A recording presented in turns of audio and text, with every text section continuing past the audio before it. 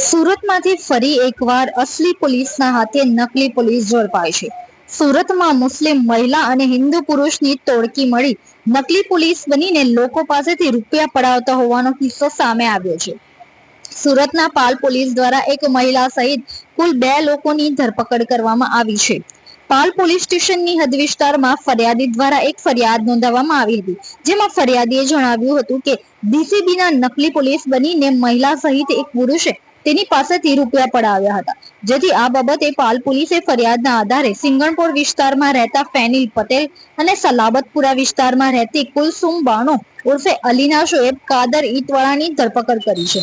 આ બંને આરોપીઓ પાલ વિસ્તારમાં રાહદારીઓને ડીસીબીના નકલી પોલીસ બનીને પોલીસનો ખોફ બતાવી ડરાવી ધમકાવીને મોબાઈલ ફોન તેમજ રોકડા રૂપિયા પડાવતા હતા. પાલ પોલીસે બંનેની ધરપકડ કરી છે. આરોપીઓની પૂછપરછ દરમિયાન પોલીસ તપાસમાં સામે આવ્યું કે બંને આરોપીઓ વચ્ચે છેલ્લા 1 વર્ષથી ગાઢ મિત્રતા છે અને બંને છેલ્લા 1 વર્ષથી લોકોને નકલી પોલીસ બનીને રૂપિયા પડાવી રહ્યા છે. સાથે ફરિયાદીના એક મિત્ર પાસેથી પણ થોડા સમય અગાઉ આ ટોળકીએ તોડ કર્યો હોવાનું સામે આવ્યું છે.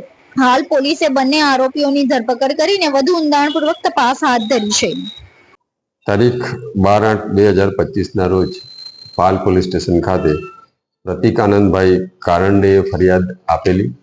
એ ફરિયાદની વિગતો એવી છે કે 11/8/2025 રોજ 10:30 સુમારે તેઓ ટી વિલા હોટલ ખાતે બેઠેલ હતા. તેમની સાથે તેમનો નાનો ભાઈ જેનિસ અને બીજા મિત્રો પણ હતા. તેઓ ત્યાંથી જવા માટે રવાના થતા એક મોપેડ GJ5LM 9113 નંબરની આવેલી અને એ મોપેડ પર એક કપલ સવાર હતું, એક પુરુષ અને એક મહિલા.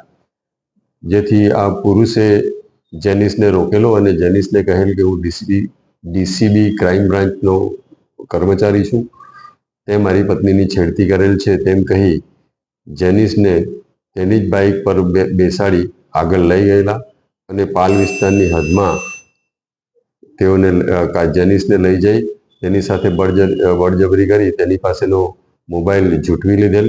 તે દરમિયાન મહિલા પણ આવી ગયેલી. મહિલાએ પણ જેનિસને ધાક ધમકી આપેલી અને તેનો મોબાઈલ લઈને જતા રહેલ.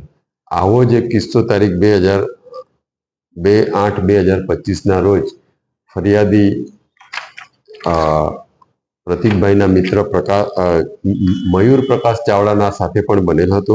મયુર પ્રકાશ ચાવડાને પણ આ જ રીતના લઈ જઈ ડીસીબીમાં ફરજ બજાવું છું એ રીતની ઓળખાણ આપી તેને પણ લઈ ગયેલા અને તેની પાસેથી પણ તેનો ઓપ્પોનો મોબાઈલ અને રૂપિયા 1000 લઈ લીધેલા. જે બાબતની ફરિયાદ રાંદેર પોલીસ સ્ટેશનમાં દાખલ કરવામાં આવેલ અને તપાસ દરમિયાન આ કામે ફેનિલ નિલેશભાઈ પટેલ, ઉંમર વર્ષ 28, રહેવાસી સિંગણપોર, કુલસુમ બાનુ ઉર્ફે અલીના શોએબભાઈ કાદરભાઈની પત્ની, ઉંમર વર્ષ 26, સલાબતપુરા નાઓને અટક કરવામાં આવેલ છે અને આ ગુનાના કામે ગયેલ બંને મોબાઈલ અને રૂપિયા રિકવર કરવામાં આવેલ છે અને તેઓની વિગતવારની પૂછપરછ કરવામાં આવેલ છે. તેઓ બંને છેલ્લા 1-2 વર્ષથી તેઓ પરિચિત હતા અને તેઓની વચ્ચે ગાઢ મિત્રતા હતી.